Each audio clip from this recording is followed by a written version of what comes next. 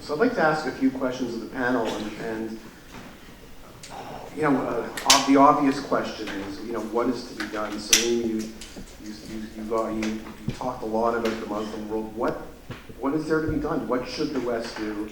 What needs to be done? And the follow-up question for Brett and others is, what should the West do given this problem with Western philosophy? The White House and the inflation that he has put together is no more the $64,000 question, it's a $64 trillion question. There is no master key that you know, the West can put in there and solve the problem of the Muslim world. And the Muslims don't have a master key to solve the problem. It will be through trial and error, but what the West can and must do, because the West cannot disengage itself from the West, from the world, and the Muslim world is very much a very large part of the world. And no more can the Muslim uninvent the modern world. So you know that is in a sense the relationship. The West, and I completely concur with Brett. The West has to rediscover itself. It lost itself. It completely. Where you want to put the date on and a point on where it began, then of course this room will have many different answers because of the wealth of wisdom around here, of age and so on. But certainly Vietnam War was one point, you know, and Obama is a child in that sense of Senator McCarthy come home and, you know, disengage and so on. And that sense of the loss is profoundly there. I've written this book on multiculturalism, which none of my colleagues in the university wants to talk about it, nor does CBC or anybody.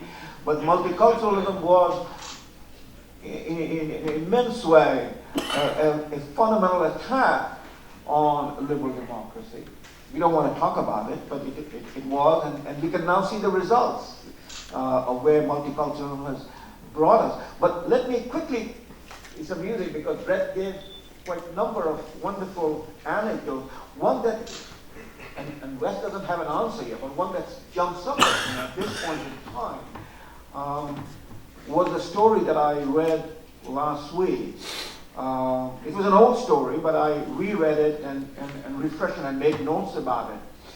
The Fields Medal, I think all of you know, or some of you know about the Fields Medal, the most prestigious medal that is considered the Nobel Prize of mathematics, and it's given out every 4 years.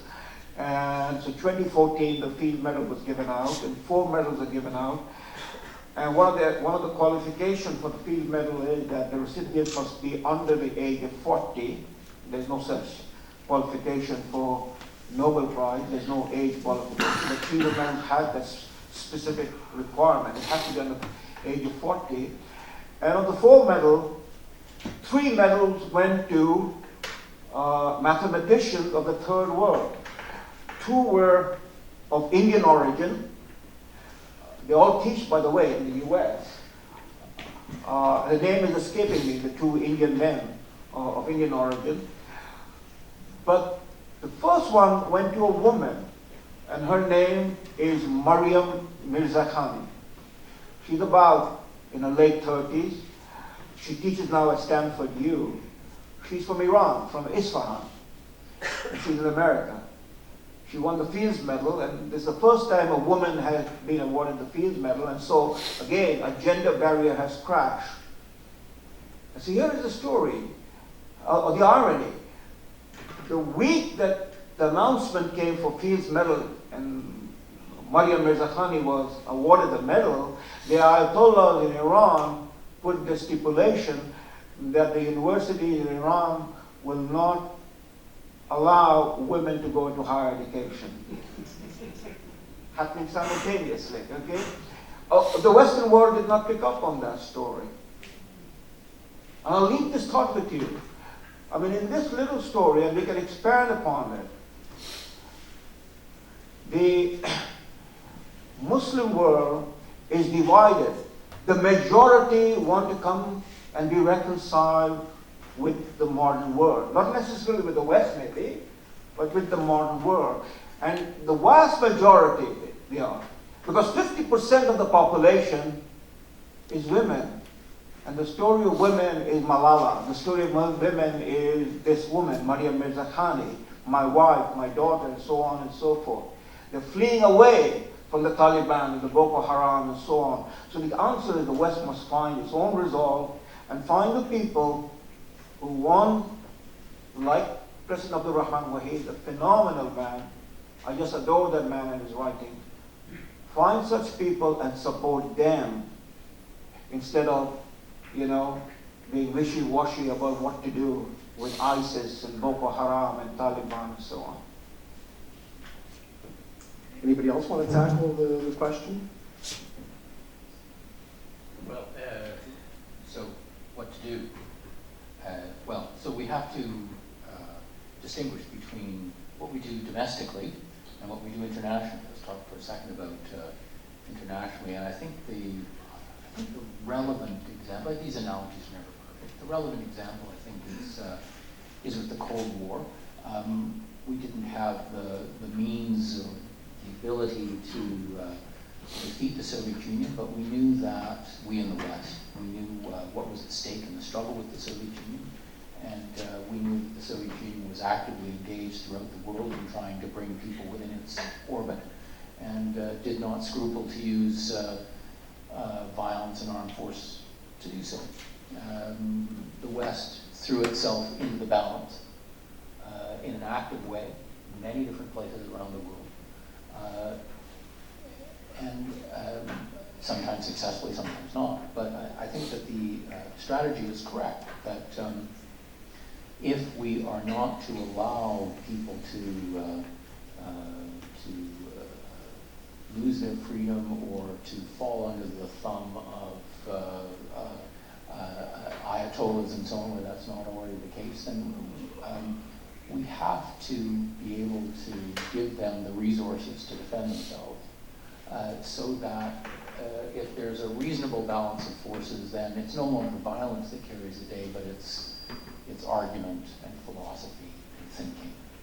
And I'm quite confident that in the long run, not perhaps the short run, but in the long run, that the ideas that we support will carry the day if we can prevent the bullies from forcing them underground. So I think that's the basic approach internationally. Domestically, as I think I suggested in my talk, we have to decide what matters to us. We have to decide what's important. We have to decide whether there are certain things that we are willing to defend ourselves from. And I think the things that we most value about Canada and about the free society are the very things that some of the nastiest elements in society are determined to stamp out. And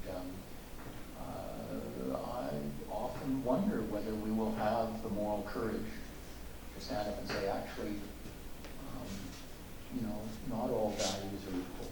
What you want, what I want, is just, well, what you want and what I want. There are actually certain values on which the society is founded, and which we have sacrificed many times to defend. And this is probably the most insidious challenge those guys have ever faced, because it's no longer somewhere on the other side of the Atlantic or something, but it's right in the heart of our communities. And so we will have to decide whether we want to stand up to those bullies and defeat them. And I'm sorry to say that I still think it's an open question whether we will do that. Well, the first thing I would say is I think we have to bomb ISIS to smithereens and administer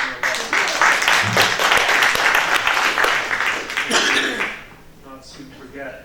Whether that will happen is another question. But look, Japan is an excellent example of a culture that was dedicated to a cult of death, militarism, conquest, suicide, all the way up until 1945.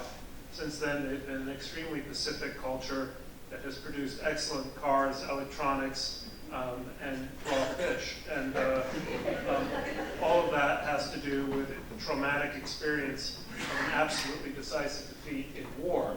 And I don't think we should discount that reality. The same, of course, goes for a once very militaristic culture in Prussia and Germany. It was only the experience of a devastating, complete, practically annihilating defeat that turned Germany from Messerschmitts to Mercedes, so to speak.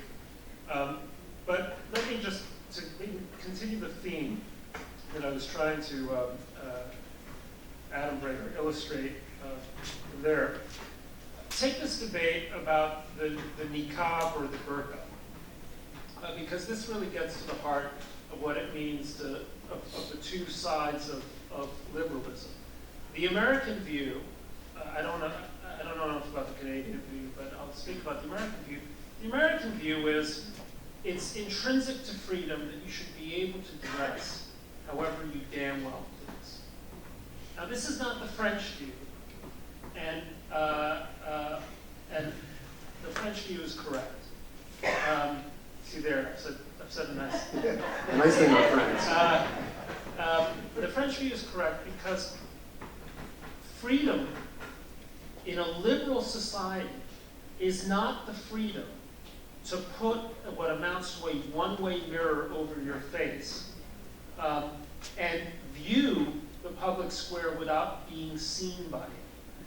Freedom in the public square is the participation of the person, and central to personhood is your face. Is your face.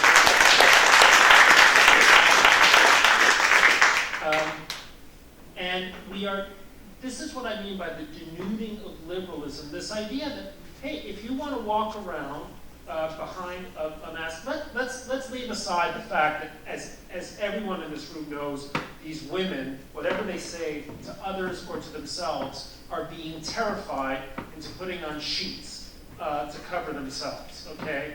Have either, at a minimum, they've been brainwashed. In reality, they're probably being terrified, and this is a perfect example of what feminists go on talking about when they talk about the evil, oppressive patriarchy, except somehow the evil, oppressive patriarchy always means some right-wing idiot in the US who would never do that to his wife, but it never means the wonderful exotic lands of Morocco where, you know, the smell of spices is always in the air, yada, yada.